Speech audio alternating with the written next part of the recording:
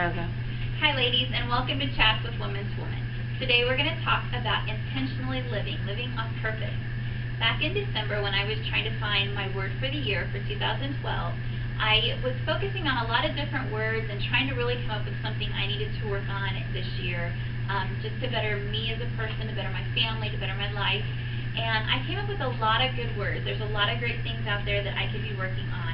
But out of everything, I kept coming back to one word, and that's intentional. When I want to live on purpose. I want to not just float through the days. I want to not just, barely make it by or survive. I really want to live on purpose, live intentionally. The first thing that comes to my mind when I think about intentional is homeschooling. I have 4 kids, ages 14, 12, 10, and 9, and I homeschool all 4 of them. And I want to homeschool intentionally. I want to do it on purpose. There are many days, and I will tell you this, we are in May already, and I still struggle with this intentional living thing. It's definitely a process that's going to take me all year to grasp. But when I think about homeschooling, there are many days when we will, whether we've just had a bad morning, or maybe we're all just tired, or there's something more fun that we want to do, or whatever, we will, okay, let's just get through the day. Let's just hurry up and get this work done and make it through the day so we can go play outside, or let's just hurry up and do this and you can be done for the day. And I don't want to live like that. I want homeschooling to work for our family. I want my kids to learn. I want them to grow up and have the knowledge they need for the careers they might choose, or for raising their family, for whatever God calls them to. I want them to have the knowledge they need. I want to build our bonds as our family, as my relationship with my kids and their relationship with each other. And if we're just floating by, we're not building that bond, and they're not gaining the knowledge that they need. We're getting by it. We're barely floating by. We're getting done. And I don't want to do that. I want to homeschool on purpose, intentionally. If I think about my marriage, I don't want to just float by. I don't want to just, barely talk to my husband in the day because we're both so busy. I want to intentionally, I really want to focus in on making a conversation with him, on being the wife that he needs, on supporting him. I want to intentionally love him, intentionally step up and serve him and support him and be what he needs me to be. And if I'm not living on purpose, I'm not being the wife that God has called me to be.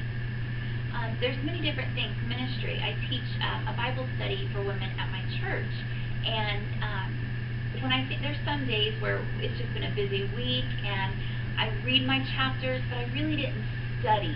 I really didn't prepare. I just read the chapters and got done really fast, and that doesn't benefit me. It doesn't benefit the ladies in the class. I need to teach that Bible study intentionally. I need to do it on purpose. So in many areas of life, intentional, that word works for me, and that is something I am really striving for this year, is to live on purpose.